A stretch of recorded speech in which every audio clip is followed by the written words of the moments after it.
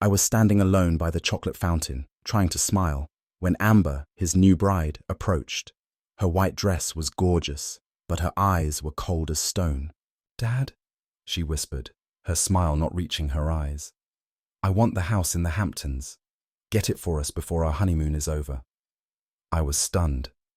"Amber, what are you talking about?" Her smile disappeared. "Get it. If you don't," she leaned closer, "I'll lie to everyone, to your son, that I'm pregnant with your child." My whole world stopped, but I calmly took a breath. I reached into my coat pocket, smiled back at him, and said something that made her scream. "The wedding was off immediately. I'm guessing 99% of you will hear this, sigh, and scroll past without clicking like or subscribe. Even if it only takes a second, what time is it with you, and where are you listening?" I tell this story on a Vermont autumn evening as the fog begins to settle over the valley. I am Arthur, 62 years old, and for 40 years, my life has revolved around one place, Sterling Manor. It was a clear June morning, the quintessential New England clearness. The manor was in full swing preparing for the wedding of Noble, the family's only grandson. I had been up since 4, as usual. My job was to make sure the hedge of white hydrangeas, the Annabelle variety, that lined the driveway was perfect. I was using my old pruning shears, sharpened to perfection over decades, to cut away the last wilted blooms. I could sense the chaos in the distance. Flower trucks were coming and going, black and white uniformed servants were running back and forth, and the blaring music they called pop was testing the speakers. It was a far cry from the quiet my late mistress, Eleanor Sterling, had always loved. I remembered 10 years earlier, also on a summer morning, Eleanor calling me onto the porch. She was sitting in a wicker chair, a glass of iced tea beside her. She handed me a thick, leather-bound gardening manual.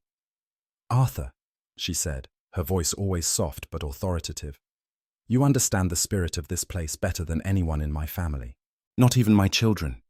She smiled, looking out at the rose garden I had spent 20 years cultivating. "You are more than a gardener, Arthur. You are the guardian of my roses." Those words, they were my legacy.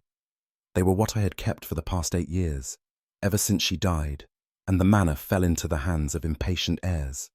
The roar of engines brought me back to reality. A line of luxury cars began to pull up. Shiny black Cadillac Escalades, a Mercedes G-Wagon, and a couple of BMWs. Guests filed out. Men in silk suits, women in high heels, the scent of expensive perfume wafting through the air, overpowering the smell of damp earth and my delicate hydrangea. They brushed past me, as if I were part of the bush, invisible. I was used to it. I was clearing away the prunings when Noble and his bride, Amber, emerged from the front door. Noble, Eleanor's nephew, looked nervous in his tuxedo, but Amber, she was gorgeous. Her wedding dress must have cost a year's salary. They passed me. Noble started to nod, but Amber grabbed his arm. "Noble," her voice was clear but icy, "have your men remove those rusty garden tools." She didn't even look at me. She was talking to Noble, but her eyes were glued to the Rolls-Royce that was pulling in. "The smell of damp earth," she wrinkled her nose. "It spoils the mood of the party." I was stunned. The pruning shears in my hand suddenly felt heavy. 40 years I had tended this land. 40 years, every tree, every flower bed had passed through my calloused hands. Eleanor called me the guardian of her roses. But to this young woman, the soon-to-be new mistress of the manor, I was just your person. Something rusty. A scent that needed to be cleared away. Noble smiled wryly, looking pitiful. "Honey, calm down. It's just Arthur." "I don't care," Amber said. "Get over it." I clenched my calloused hands, trying to suppress a sigh. I bent down, picking up the bucket and the tools. I backed away, disappearing into the tool shed where I belonged. I told myself I would endure any humiliation just to make the ceremony go smoothly. That was the last thing Eleanor wanted for her family, even if they were no longer worthy of her. I just wanted the day to end.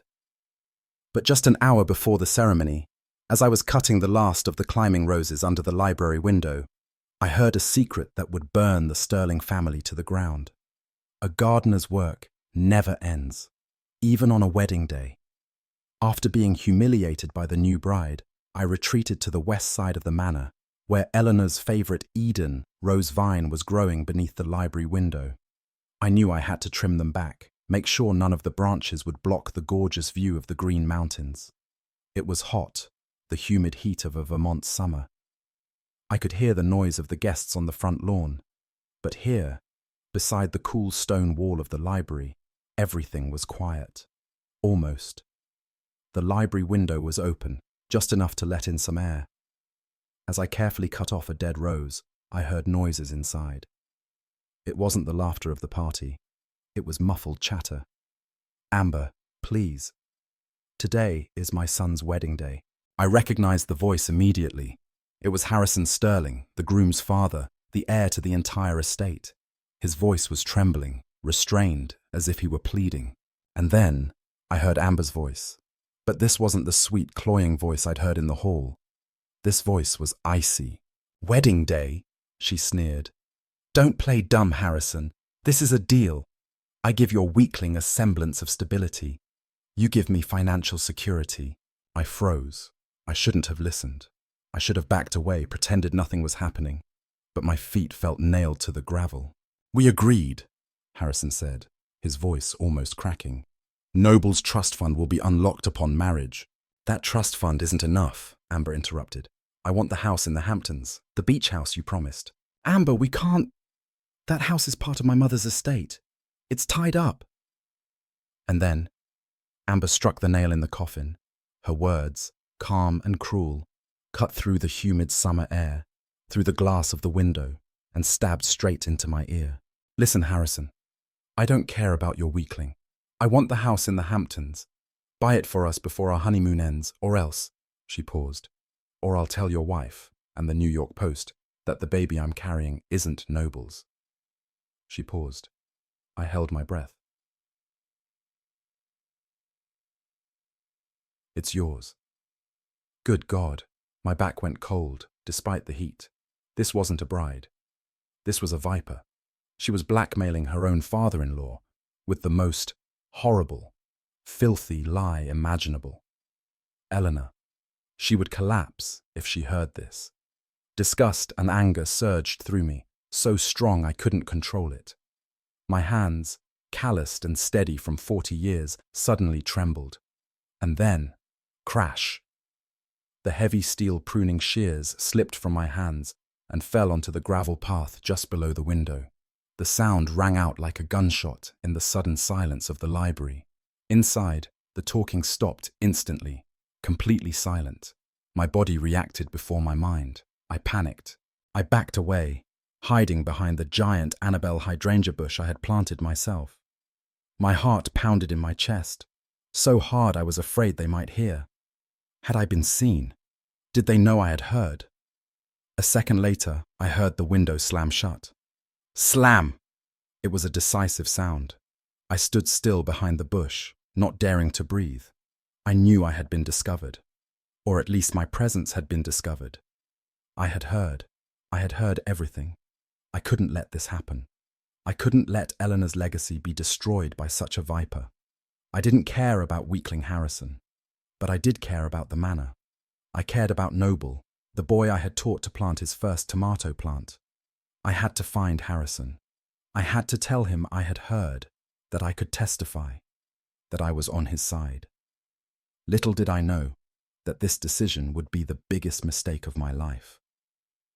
I couldn't let this happen. I didn't run.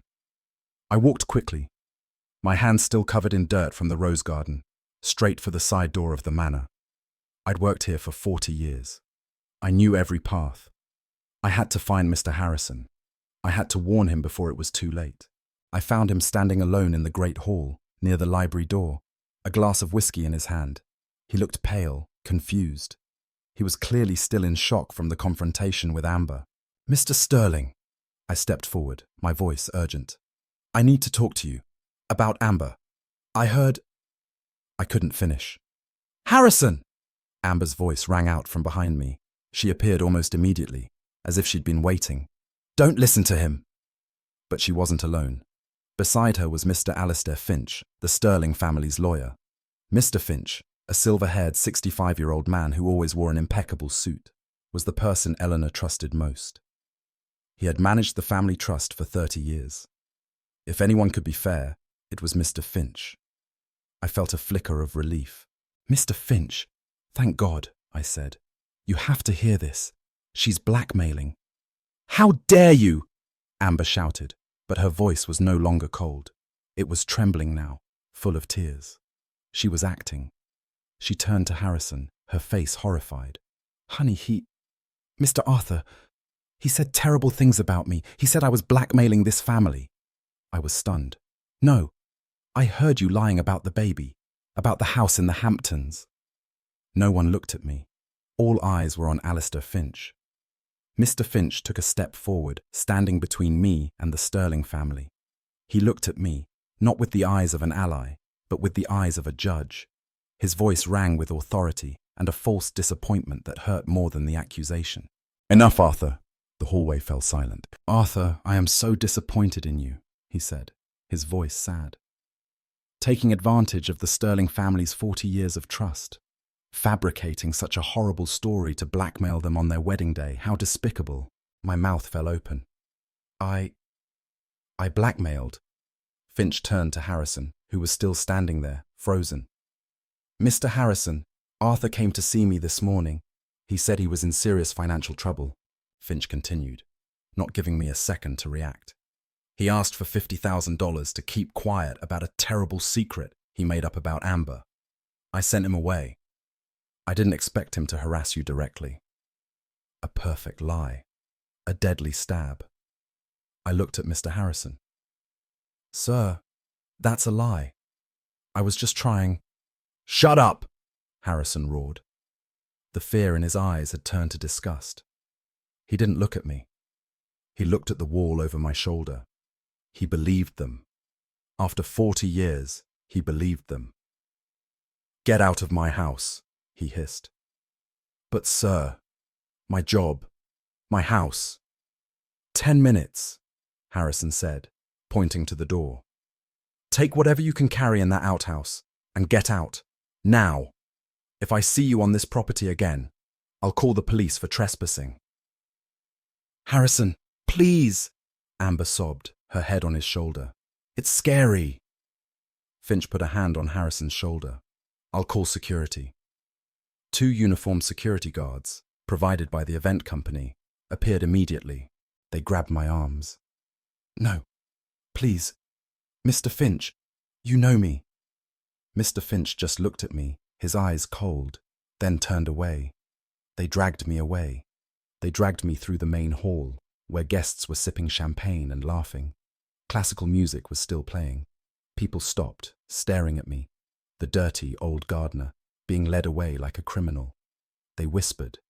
I heard the words, thief, terrible, on the day of the wedding. They threw me out the large iron gates of Sterling Manor. Slam. The gates closed behind me. It started to rain, the cold rain of a Vermont summer. I stood there, the cold rain seeping into my bones. The wedding continued.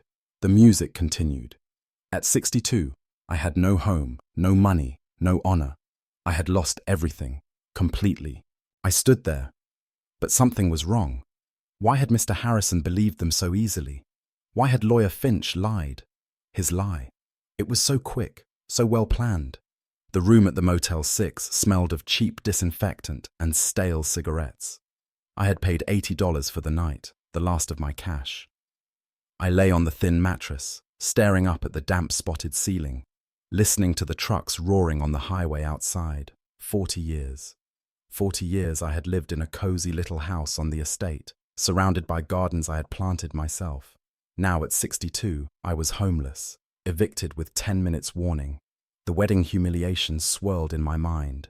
Finch's accusations, Harrison's disgusted look, Amber's triumphant expression. But I couldn't believe it. There had to be a misunderstanding.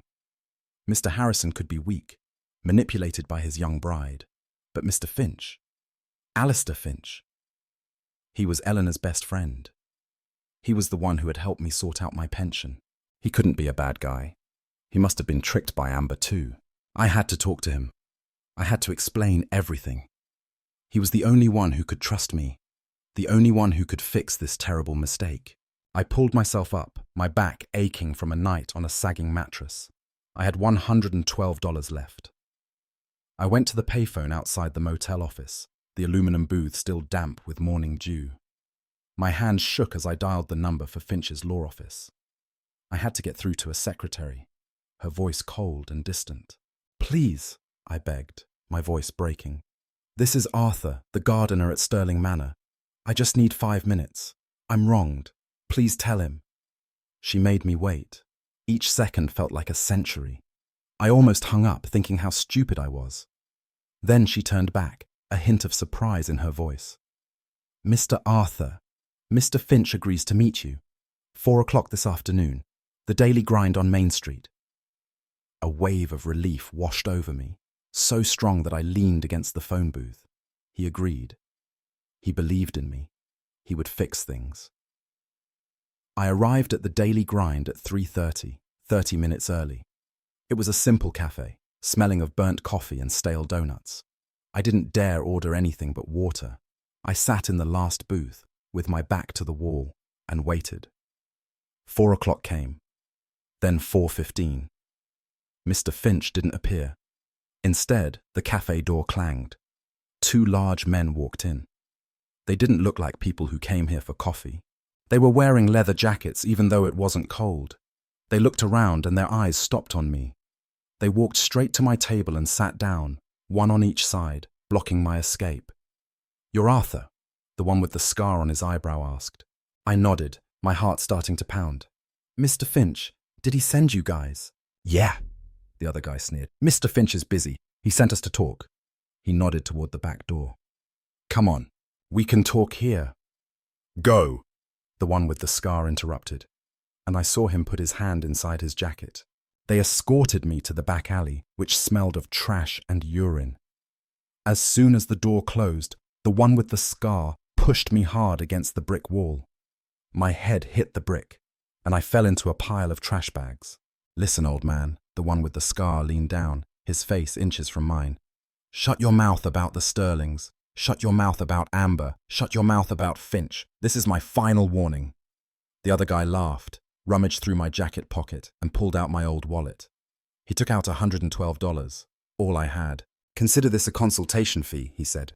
They threw the empty wallet on the ground, right next to my face, and then turned and walked away, leaving me lying there on the dirty ground. I lay there, a sharp pain shooting up the back of my neck, but it wasn't as painful as the truth that had just pierced me. I was wrong. Finch, he was in there too. He wasn't fooled. He'd set me up. This date was a trap. He'd sent someone to shut me up. There was no one left, no one to trust. I was 62, penniless, and I'd just pissed off the powerful. They took my money, but they left me with something. Clarity. Finch, Amber, Harrison. They were all liars.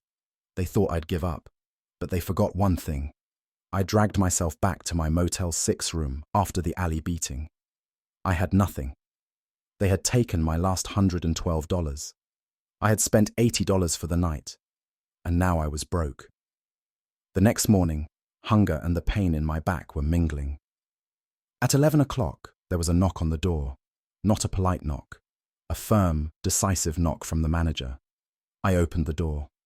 The fat man in a faded Motel 6 polo shirt looked at me blankly. "Checkout was 11, Pops. Time to clear out." I didn't beg. I had the last shred of dignity left. I just nodded, picked up my light jacket, and the only thing I had managed to bring from my small house, my old gardening notebook. I was pushed out into the Vermont June sun. I was 62, homeless, penniless, and had just made enemies of one of the state's most powerful families. I walked for hours. Where would I go? Where could a homeless person go? Finally, I found myself in front of the Fletcher Free Library on College Street. I went in, not to read, but to find warmth and a chair that no one would chase me away from. I sat in a corner, trying to look invisible, just another old man reading an old USA Today. The smell of old paper and floor wax was comforting. It allowed me to think. And I started thinking about Finch's lie. I sat at the bus stop, freezing. Finch said I'd met him that morning asking for money. But how did he know? I'd only overheard the conversation an hour before the wedding. Finch's lie. It was too quick, too prepared.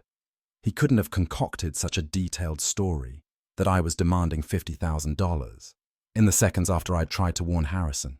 It didn't make sense. Unless... A chill ran down my spine. Unless he knew what I was going to do. Unless he wanted me to hear that argument. I wasn't an unwitting witness. I was a pawn. Finch had arranged for me to be caught, to make me the blackmailer, to make my accusations lose all weight. Why? Why would he do this to me? Someone Eleanor trusted.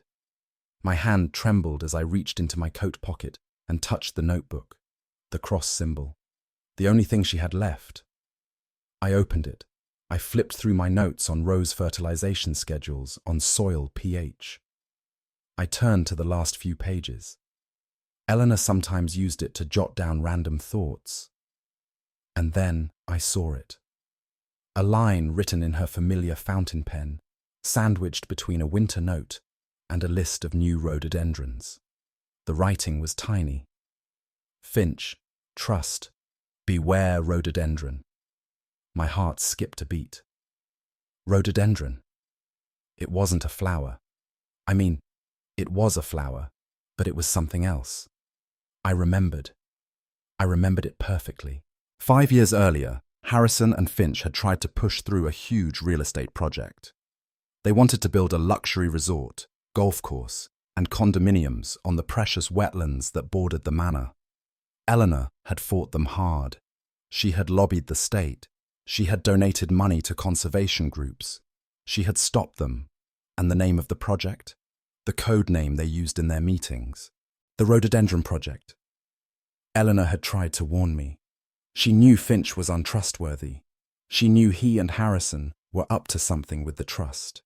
And she'd left this clue with the only person she believed would be patient enough to find it. They didn't just want to get rid of me because I overheard. They wanted to get rid of me because I was the only person left who knew Eleanor's true wishes for the estate. I was no longer a gardener. I was her last witness.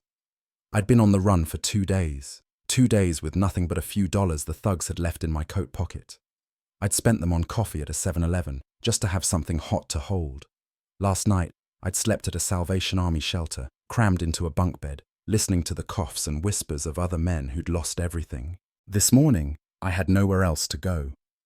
The Vermont chill was starting to set in, and even in June, the early mornings were still bitter. The only place a homeless person could go without being chased away was the public library. I walked into the Fletcher Free Library on College Street as soon as they opened.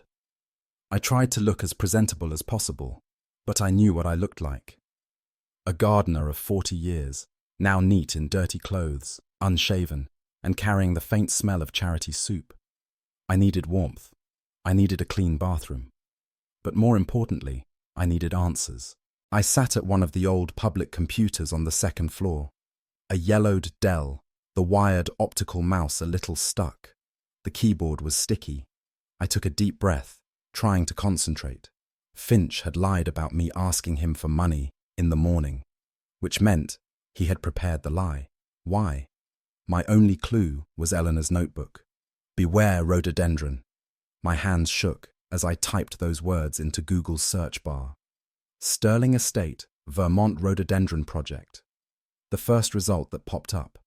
A link to the digital archive of the Burlington Free Press, our local newspaper. The headline, Eleanor Sterling wins big, wetlands preserved forever. I clicked. The article was from 5 years ago. There it was, black on white. Azalea. It wasn't a flower. It was a project.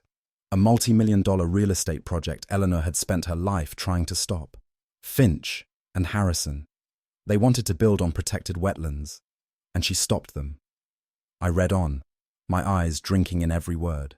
The article detailed Finch and Harrison's plans for a luxury resort, an 18-hole golf course, and penthouses overlooking the magnificent Lake Champlain.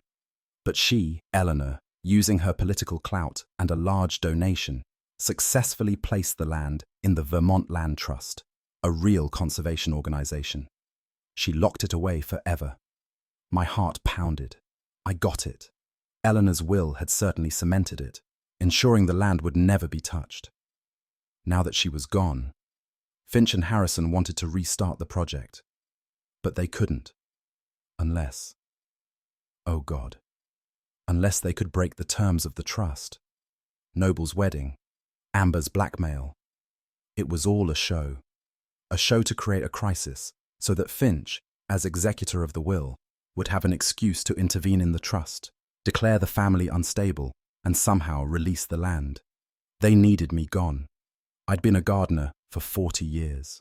I was the only one, other than Eleanor, who knew the exact boundaries of that wetland. I was the one who helped her put the markers. I was the living witness to her will. I had the motive. I had it. I was busy copying links into my new notebook, my hands shaking with anger and excitement, when a hand gently tapped my shoulder. "Sir?" I looked up. A young librarian was looking at me with the same pitying look one gives to homeless people. "I'm sorry," she said softly, "but the library is closing time. You have to leave." "Closed?" I looked at the clock on my computer. 8:59 p.m. I'd been here all day. I just need a few more minutes. Please." "I'm sorry, sir. The system will automatically shut down in 60 seconds. You have to go now." She stood there, waiting. I slowly gathered up my notebook. My hope, which had just flared up, was dashed. The library door closed behind me with a dry click. I was outside again, in the cold Vermont night. I held my first clue in my hand. They didn't just want me gone. They needed me gone so no one could testify. But why would Finch set me up so blatantly? I had to confront him. I couldn't believe Finch had lied to me.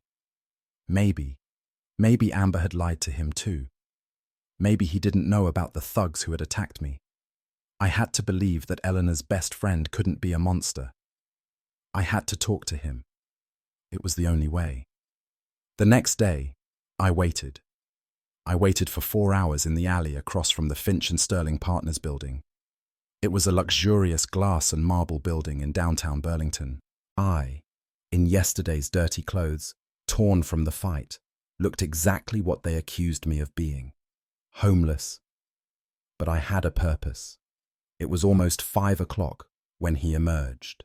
Alistair Finch. He looked as handsome as ever, in his charcoal grey Brooks Brothers suit, his shiny leather briefcase. He looked exactly like the friend Eleanor had trusted for 50 years. "Mr. Finch!" I dashed out of the alley, across the street, and was nearly hit by a Subaru, a very common car in Vermont. He stopped, turned, and this was the first thing that chilled me. He wasn't surprised to see me. He wasn't startled. He just looked at me with a look of pity. "Arthur." His voice was calm, authoritative, as if he were standing in a boardroom. "Mr. Finch, please listen to me," I gasped, holding out Eleanor's gardening book. "It's about the Azaleas project. Eleanor blocked it. Mr. Harrison and Amber, they're lying to you. Finch is using her to break the will. You have to help me." Finch didn't interrupt. He let me finish, his face growing sadder and sadder. When I finished, he let out a slow sigh. "Arthur," he said, his voice soft as if he were talking to a feverish child, "you're making me nervous." He looked around, making sure no one could hear, then stepped closer. "Your dismissal was a tragedy. I tried to talk Harrison out of it, but he was furious." "No, you don't understand. They sent someone to beat me." "No, Arthur, you don't understand," he said, still gently. "Eleanor died. You worked too hard. Grief, it can break a person." "But the rhododendron project, it was real." "That project died 5 years ago," Finch said. "No one talks about it anymore. And Amber, she seemed ambitious. But the story you told, about the blackmail, about the baby. Arthur, can you hear me? You're incoherent." "Incoherent?" From there. "Like how Amber said, I was your man. They're treating me like a lunatic. Or am I really insane? Had I imagined the conversation by the window? Finch's words sent a chill down my spine. He was Eleanor's ally. Why would he? Finch sighed again. He reached into his vest pocket and pulled out a jet black leather wallet. I recognized it immediately. It was the Mont Blanc leather wallet Eleanor had given him on her last Christmas. A luxurious object, a symbol of trust. He pulled out a crisp $100 bill. Arthur, listen. He pressed the bill into my hand. Here, take this.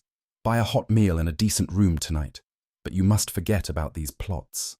He patted my shoulder, a patronizing gesture, as if he were soothing a frightened pet. Eleanor's gone. Don't let grief drive you insane. Go, Arthur. Don't contact me again. For your own good. He turned and walked away, leaving me standing on the sidewalk, holding a $100 bill.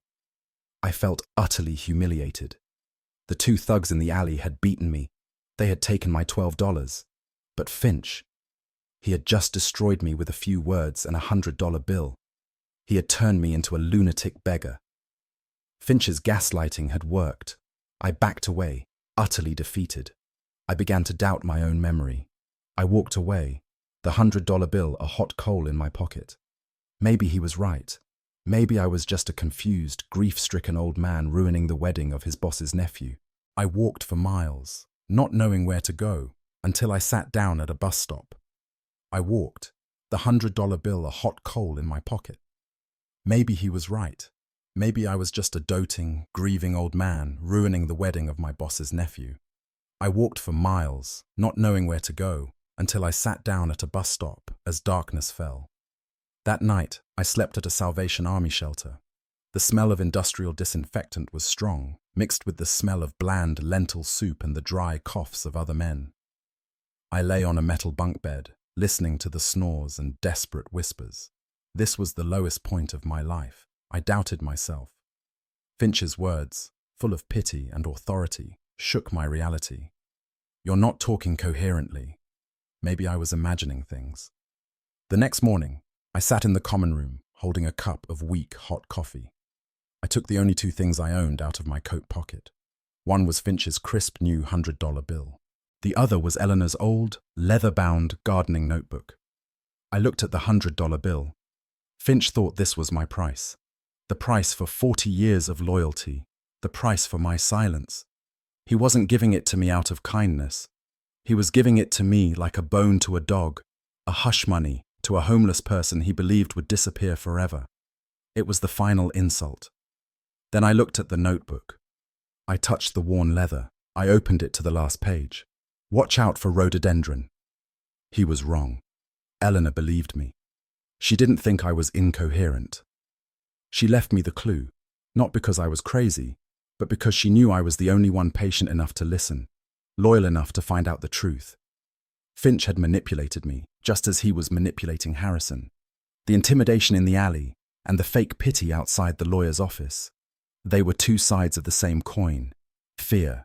Finch feared me. A cold, not hot fire began to spread in my chest. They had taken my house. They had taken my job. They had taken my honor. They couldn't take my promise to her away. I stood up. I walked out of the shelter. I went straight to the CVS on the corner.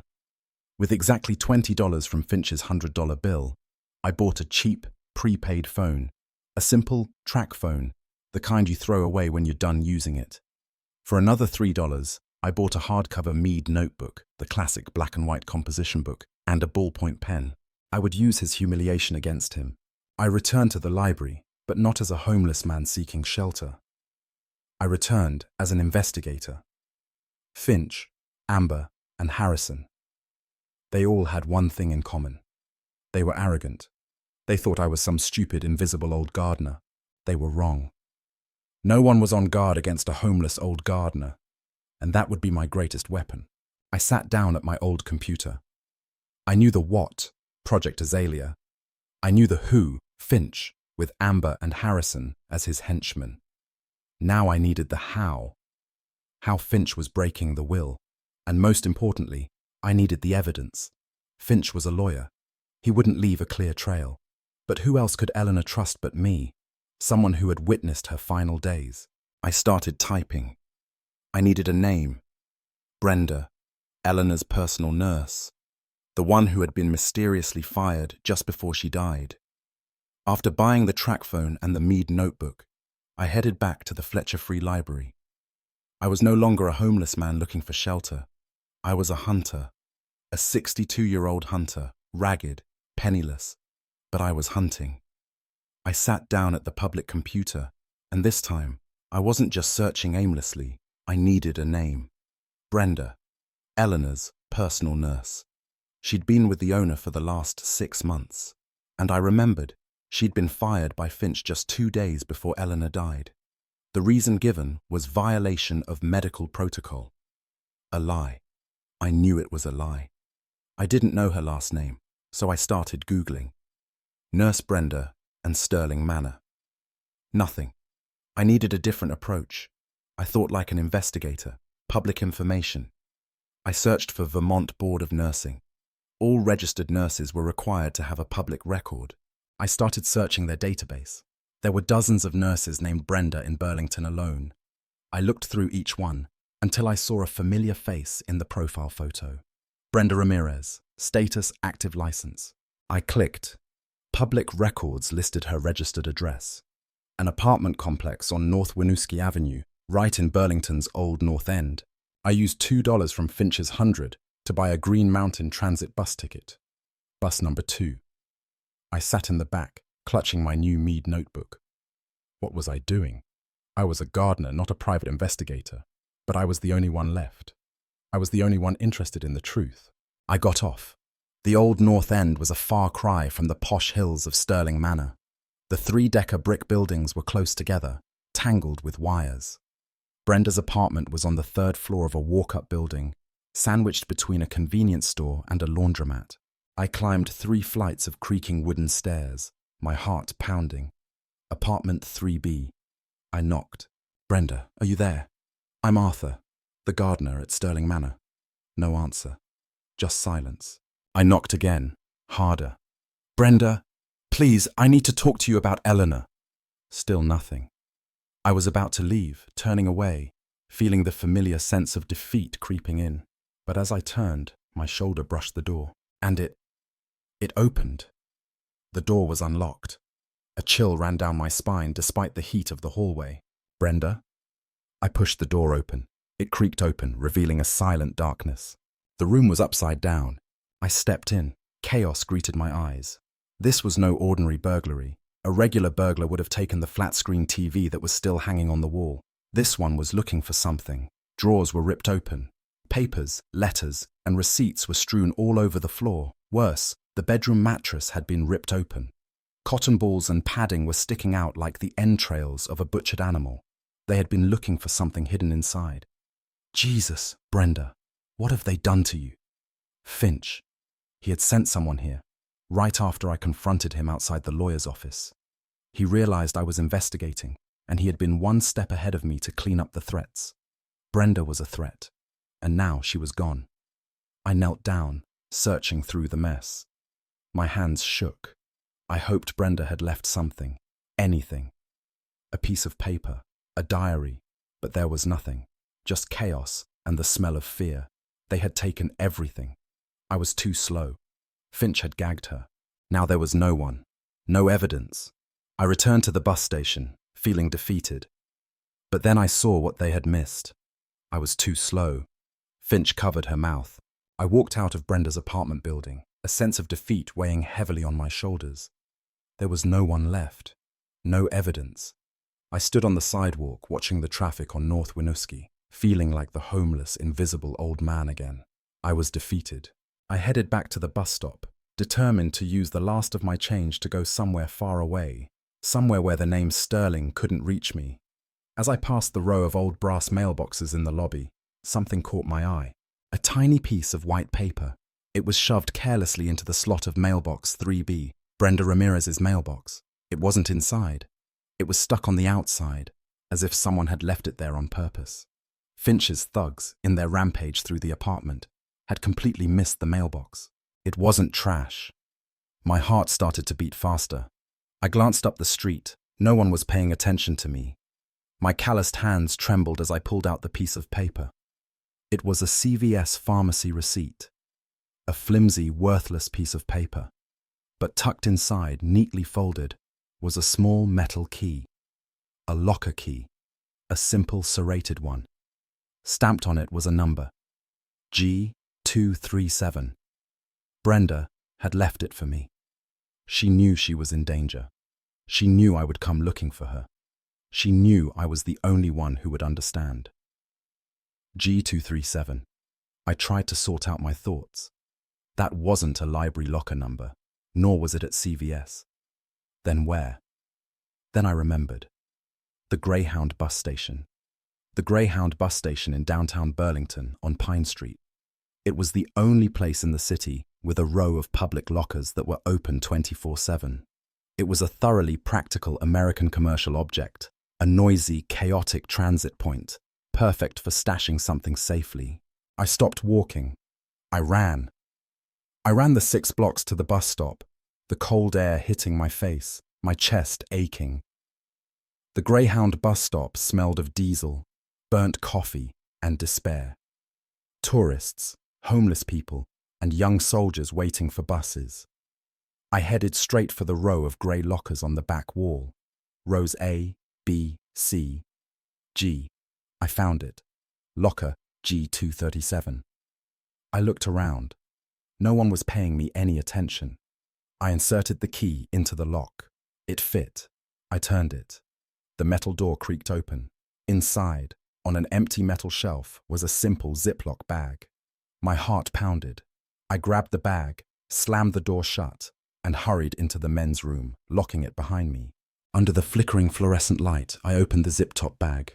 Inside were 2 things: a black USB flash drive, a simple SanDisk, and a folded note, a yellow post-it note. I opened it. Brenda's handwriting was shaky, but clear. Arthur, she wanted you to have this. The password is her dog's name. Burn everything else. Be careful. I clutched the USB drive. It was cold and hard in my palm.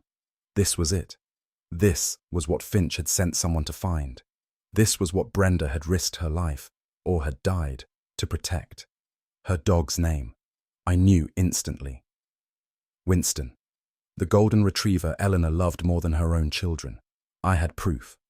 Now, I just need a safe place to watch it. I clutched the SanDisk drive in my hand. It was cold and hard, like a single bullet in a magazine. Brenda trusted me.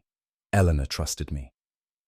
I headed back to the Fletcher Free Library, not by bus. I walked, almost ran, adrenaline pushing me forward. I no longer cared about my ragged appearance. I headed straight to the 2nd floor, to the row of old Dell computers tucked away in the corner, where few people were. I sat down, plugged the drive into the port. The computer took a few seconds to recognize the device. Drive G. Drive G. I double-clicked. Just as Brenda had said, it asked for a password. I took a breath, typed in 7 letters. W-I-N-S-T-O-N.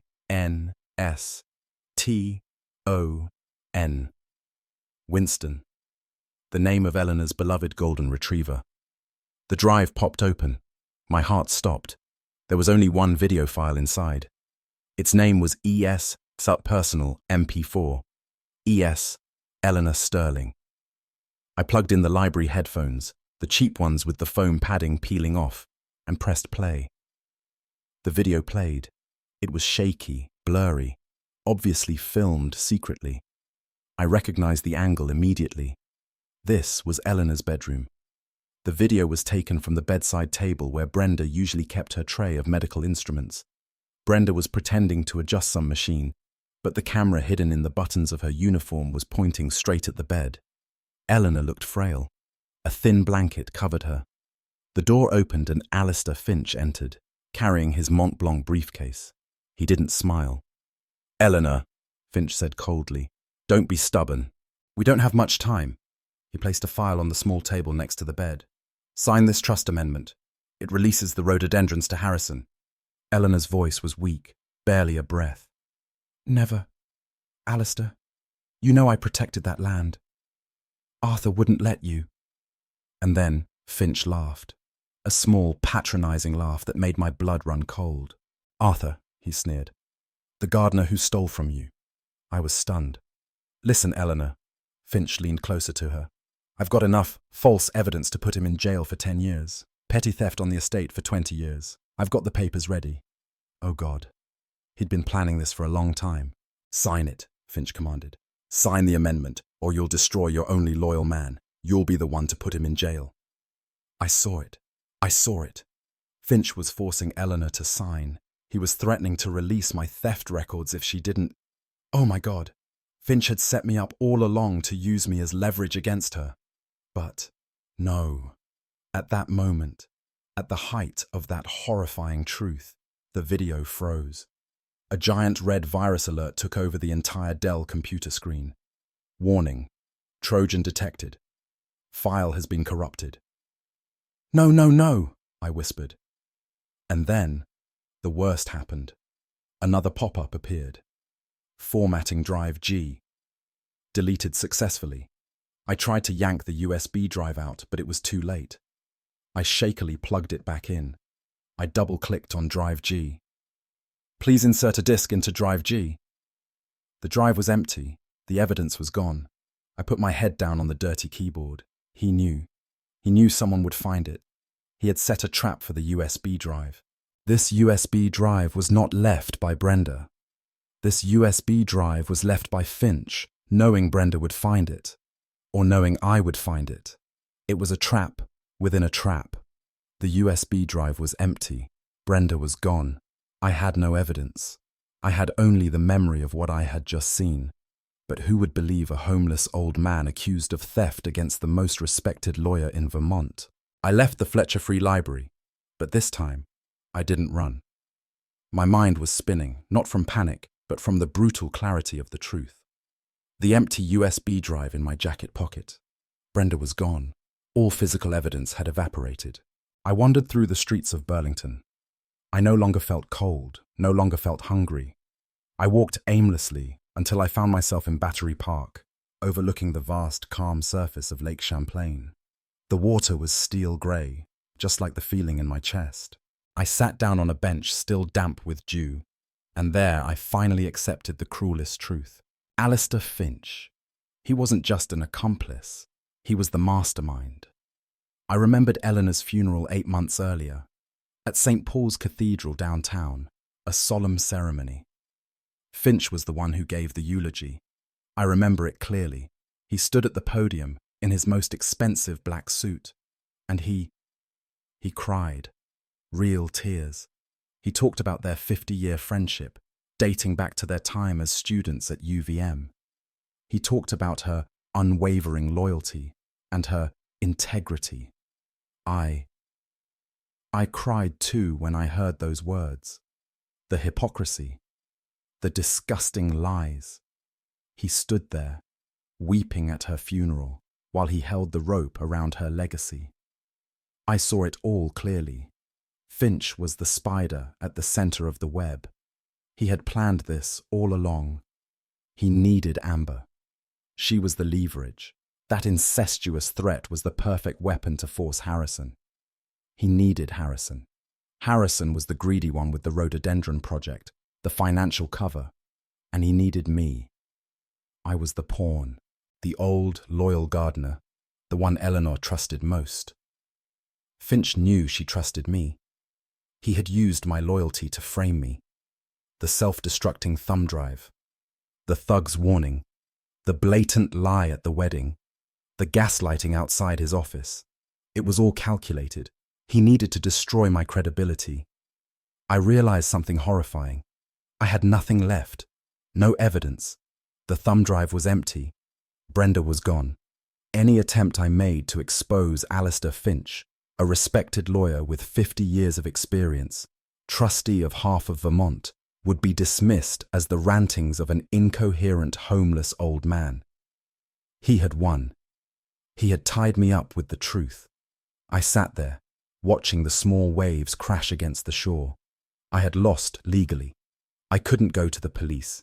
I couldn't go to the press. Finch would destroy me. But I couldn't win a legal battle with Finch. He was the one who made the law. But Harrison was different. Harrison wasn't the mastermind. He was a coward. He was a greedy man, who had his back against the wall. He was afraid of Amber blackmailing him. He was afraid of Finch, who knew his secrets, and a man who was afraid always made mistakes. I couldn't attack the king, but I could attack his queen. I got up from the bench. I didn't wonder anymore. I started walking south of the city. I couldn't go to the police. I couldn't go to the press. But I could go to a frightened accomplice, Harrison Sterling. I had been a gardener at the manor for 40 years. I knew all his habits. I know where he has lunch on Tuesday, and I know where he plays golf on Wednesday. I couldn't win a legal battle against Finch. I had no proof. But Harrison was different. He was a coward, and I knew exactly where to find him on Wednesday. The Burlington Country Club, where I'd once delivered my finest hybrid rhododendrons, but had never been allowed past the front gate. I'd spent most of what was left of Finch's $100 bill on a bus ride to the edge of the town's most exclusive property, then walked the last 2 miles. I didn't care. I crouched behind a row of tall cedar trees outside the cobblestone parking lot. The parking lot was full of Mercedes and Teslas. I was just a dirty old man in old clothes, waiting for a millionaire. I waited 3 hours. The cold was starting to set in, but I didn't feel it. Finally, he showed up. Harrison Sterling. He looked relaxed, his cheeks flushed from a round of golf. He was loading his Titleist clubs into the trunk of his shiny black Cadillac Escalade. This was my chance. I dashed out of hiding. "Mr. Harrison!" My voice was hoarse. "Please, just 5 minutes. You're being tricked." Harrison was startled. When he recognized me, raging, desperate, bearded, looking like a madman, his expression changed from surprise to utter panic. "Arthur, what the hell are you doing here?" "You have to listen to me." I stepped forward, holding out the gardening book as proof. "It's Finch. He's behind it all. The Azaleas Project. Amber's just a pawn. He's setting me up. He's using her to break your mother's will." "Get away from me," Harrison yelled, backing away, fumbling in his pockets. He didn't listen. He pressed the panic button on his car keys. The Escalade's siren blared, piercing the quiet of the club. "Security! Security! Here!" "Harrison, you're crazy!" he shouted, keeping a safe distance, his eyes filled with disgust.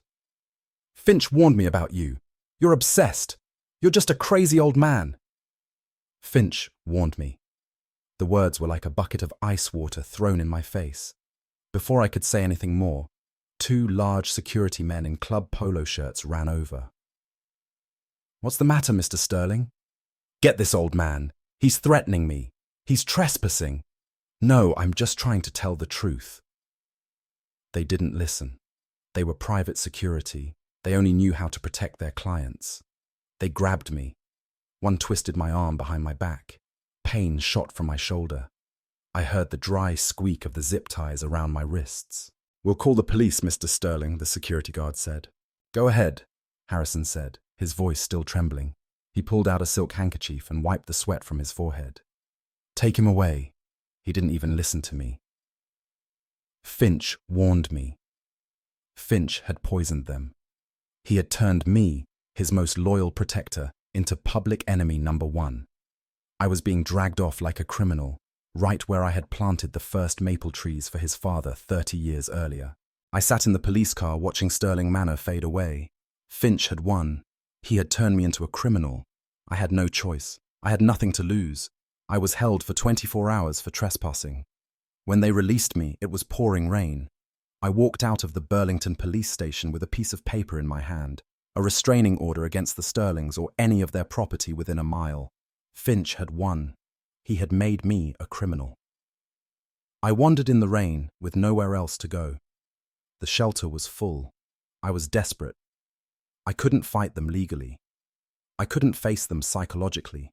There was only one last avenue left: the media, the public. I used the last $5 I'd hidden in my shoe and walked into a Starbucks on Church Street. The smell of roasting coffee and soft jazz was like a slap in the face. A civilized world I no longer belonged to. I bought the cheapest coffee, a Pike Place tall, just to get the Wi-Fi password and a corner seat. I opened the old laptop I'd saved, an old Dell Latitude my grandmother Eleanor had given me years ago to keep track of my irrigation schedule. Its battery had about 40 minutes left. I connected to Starbucks' free Wi-Fi and opened an anonymous email account. I typed, my fingers flying over the keyboard. I sent it to the general editor's email address of the Burlington Free Press, the state's largest newspaper. Dear editor, I wrote, I am a former employee of Sterling Manor. I am writing to expose a horrific conspiracy. Attorneys Alistair Finch and Harrison Sterling are plotting to break the late Eleanor Sterling's will and seize protected wetlands for a multi-million-dollar real estate project. They have used their new bride, Amber, to blackmail the family and have framed me, the gardener of 40 years, to silence me. I have seen video evidence of Finch threatening Eleanor, but it has been destroyed. Please investigate. The truth is being buried. I described everything: Amber's threat, the self-destructing USB drive, the rhododendron project, the police restraining order. I pressed send. I sat there, staring at the screen, my coffee cold. This was my last shot. I had entrusted my fate to the conscience of some anonymous journalist. The next morning, I woke up on a park bench, cold and sore. I gathered enough change to buy a Burlington Free Press from the vending machine. I flipped through the pages, my hands shaking. Front page, Governor discusses taxes. Page 2, Jazz Festival. Nothing.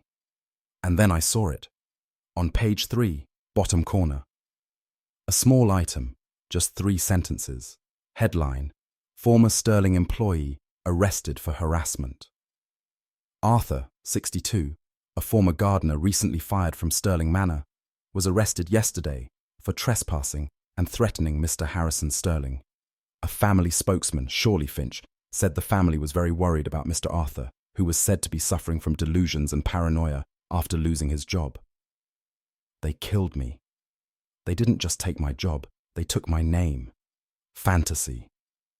They made me into a laughingstock, a pathetic, dangerous old man. Finch had intercepted my emails. He'd seen this coming. He'd given the press his official story in advance, nullifying anything I'd said. He wasn't just a lawyer, he was a master manipulator. I crumpled the paper in my hands. I'd lost. I'd lost on every front. Legally, psychologically, and now publicly. I had nothing left. All that was left was Eleanor's tattered gardening notebook. I crumpled the Burlington Free Press in my hands. Delusion. Paranoia. They had won. Finch had won. I had lost on all fronts, legally, psychologically, and now publicly. I returned to the Salvation Army shelter that evening. The smell of watery soup and disinfectant was overwhelming. I didn't eat. I went straight to my metal bunk bed, ignoring the snoring and coughing around me. I was defeated. Completely. I lay there, staring up at the peeling ceiling in the dark. What had I done wrong? I had believed Eleanor. I had followed her lead. My hand instinctively reached into my coat pocket, touching the only thing left. The gardening notebook. My last connection to her. To the truth. I pulled it out. In the dim light from the hallway, I opened it one last time, just for a little comfort. A reminder that I had been trusted. I turned to the last page. The handwriting. Finch, Trust Fund, beware of rhododendron. I had seen this line dozens of times. It was my guide. But tonight, in the yellow light of the shelter, there was something different. I squinted. The handwriting. I was a gardener. For 40 years, I had read Eleanor's handwriting on countless seed packets, instruction notes, thank you cards. I knew her handwriting better than my own. Eleanor always wrote the capital R, the R in rhododendron, with a small, elegant hook at the bottom. It was her habit. This R, it had no hook. It was sharp. It was angular.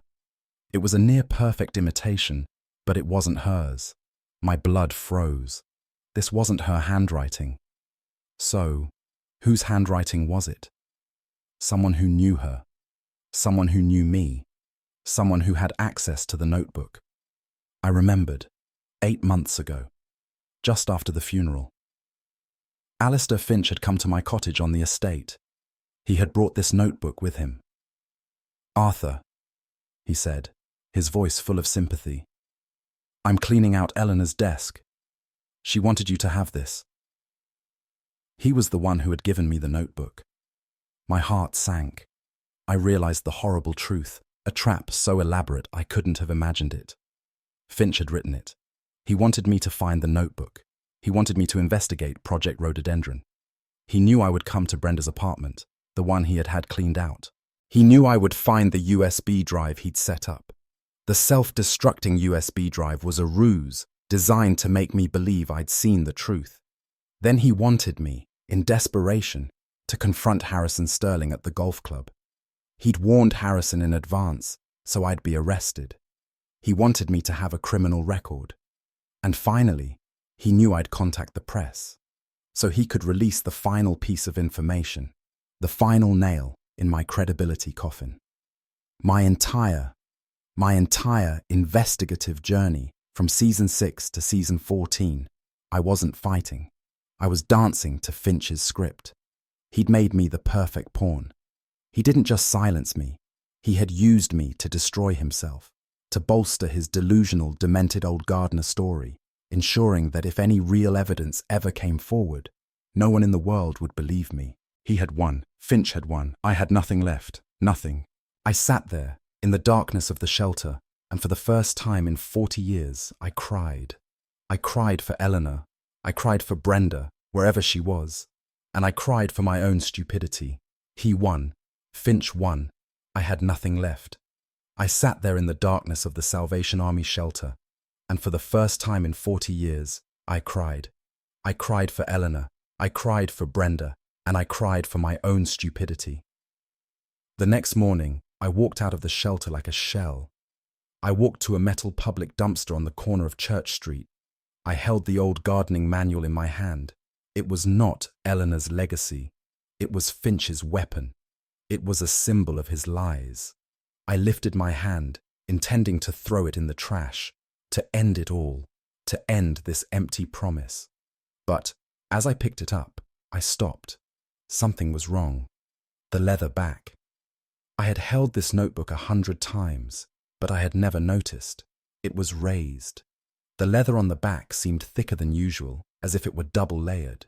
A crazy thought struck me. I shakily pulled out my old garden knife, the Swiss Opinel I always carried to cut twine. My hand shook. I carefully cut along the glued edge of the leather cover. It wasn't part of the notebook. It was a secret pocket. Inside, it wasn't what I expected. My heart stopped. Hidden inside the back cover lining were two small objects, carefully wrapped in a thin plastic bag, a flimsy micro SD card, and a folded piece of paper, already yellowing. I shakily unfolded the paper, and instantly, I knew. This was her handwriting. I recognized the distinctive curl of the capital R. Arthur, I read, my voice trembling. If you're reading this, Alistair has betrayed me.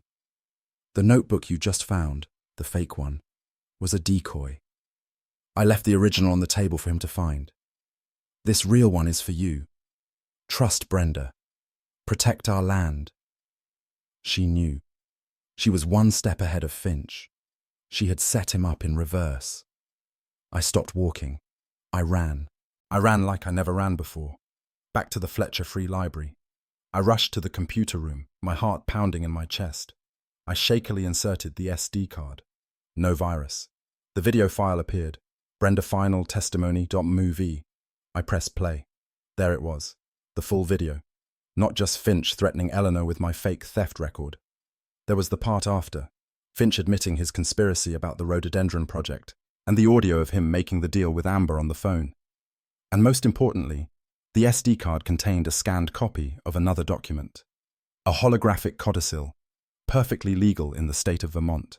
If Alistair Finch makes any move to change my trust, she said weakly but clearly, the entire Sterling estate, including the homestead and the Rhododendron estate, will be transferred immediately to the Vermont Land Trust, and the only person with the authority to execute this is Arthur.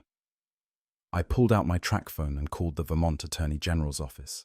The following week, the Burlington Free Press, the same newspaper that had called me delusional, ran a giant front-page headline.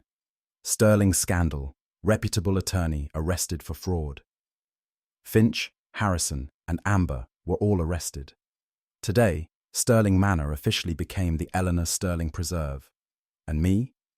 They appointed me director of the preserve, living in my own little house, but as a guardian, not a servant. I stood on the porch, looking out at the wetlands that were now permanently protected. I had built my happiness on sacrifice, and now I had finally learned to protect it with truth and law. And it was finally at peace.